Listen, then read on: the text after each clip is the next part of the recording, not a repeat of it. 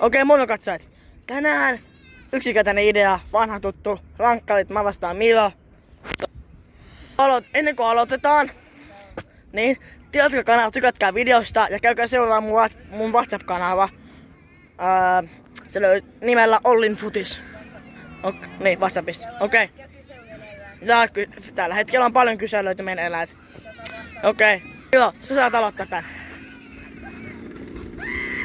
Okei, anna mennä.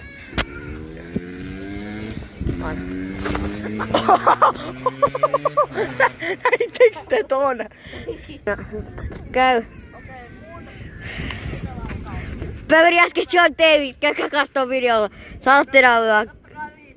Löytyy noin 30 sekunnin kohdasta. 30 sekunnin. Niin.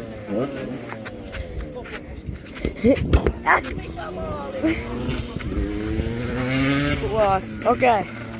Eli kun Milla hakee palloa, niin teille mopo, voi hissin mopo kuski nyt. Joo, teillä on mopo, kuulin. Milla jatkaa. Ja Milla on missä ne 2. Mikä fiilis? Nyt sä kuvaat. Älä vielä pakkaa. Noniin. Nyt mä toimitan. Mun toinen. Noniin, tulee maaliin. Hei. Ja kuvaappa sinne maaliin, Milla. Vitsi. Noniin, Milla. Onko sulta täällä hyvä fiilis? Hei, jos Milla ei tee, niin mä voin voittaa tätä peliä. Se on Millan 3. Ja huutiin vielä. Voiko päättää peliä näin helposti? Ei, jos mä kuvaan tän mun oman videon, koska mulla on voittoa vain käsissä. Okei, lähtee. Mun päättikö lyhyen? On 3-0. Ei!